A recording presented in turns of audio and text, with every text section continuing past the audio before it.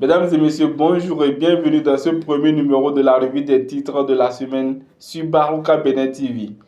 Nous sommes le lundi 10 novembre 2025 et voici les sujets d'actualité tels que traités et publiés par les confrères. La manchette du quotidien Barouka Info pour commencer. Commune de Nati Tengou, l'Observatoire communal de l'éducation plaide pour une budgétisation sensible aux genre et à l'inclusion sociale.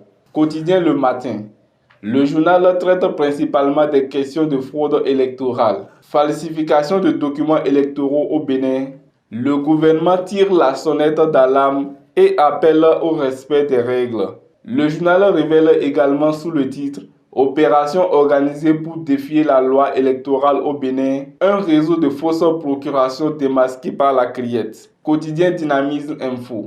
Concernant la nouvelle révision de la Constitution par voie parlementaire, les centrales syndicales s'y opposent et appellent à l'option de référendum. Le quotidien du service public La Nation. Accès à l'eau potable à Lokossa et à Tiémé, les dispositifs d'alimentation renforcés. En économie, le journal évoque la réponse de l'Afrique aux dures vérités de Bill Gates. Il appelle à rendre la résilience bancable. Quotidien Le Potentiel. Réforme constitutionnelle au Bénin, un G11 dresse le mur contre la révision au Parlement. Bénin intelligent. Dans le cadre des élections législatives et communales de 2026, une affaire de fraude ébranle les démocrates. Il n'y a aucune raison de falsifier des documents, dit Guy Mitokwe.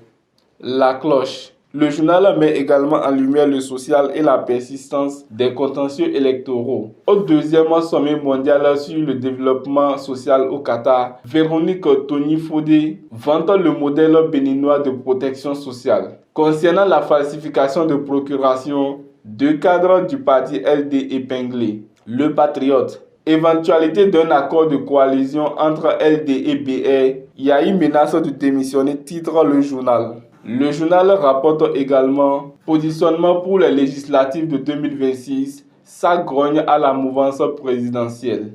Matin libre. Le quotidien aborde comme les autres confrères l'actualité politique actuellement secouée. Gouvernance de la rupture, les actifs pour Talon, les passifs pour Yahi.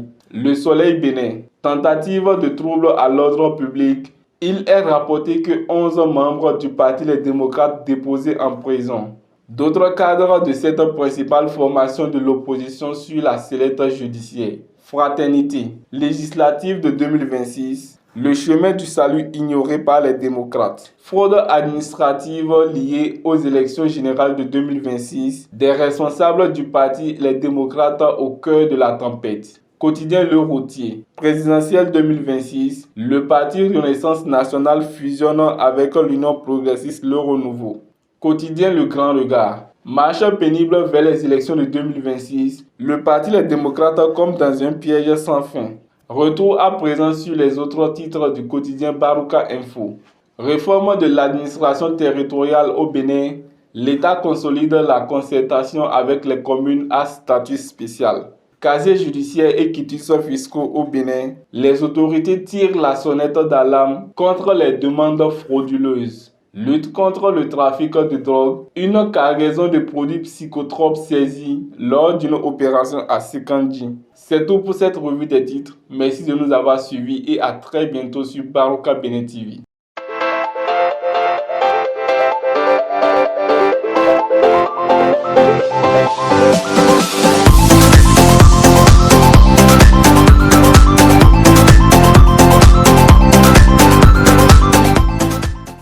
N'oubliez pas de liker, de vous abonner et de cliquer sur la cloche de notification pour ne rien rater de l'actualité.